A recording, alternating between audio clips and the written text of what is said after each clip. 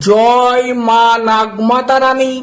নমস্কার, আমি মানিক। দর্শক বন্ধু, আজকে আমি আপনাদেরকে বলবো একটি বশীকরণ উপায়। দর্শক বন্ধু, আজকের এই বশীকরণ উপায়টি করবেন একটি শ্বেত আকন্দ গাছের পাতার উপরে আপনার সেই ভালোবাসার মানুষটির নাম লিখে দুটি লবঙ্গর উপরে মন্ত্র প্রয়োগ করে কর্পূর দিয়ে আগুন জ্বালিয়ে দিন। আপনার ভালোবাসার মানুষের অন্তর জ্বলে পড়ে ছটফট করবে, আপনার সাথে কথা বলার জন্য, দেখা করার জন্য, মিলন করার জন্য নিজের স্বেচ্ছায় আপনার কাছে ছুটে আসবে। আপনি যা বলবেন তাই করতে রাজি হয়ে যাবে। আপনাকে দেখলে ছাগল, না দেখলে পাগল।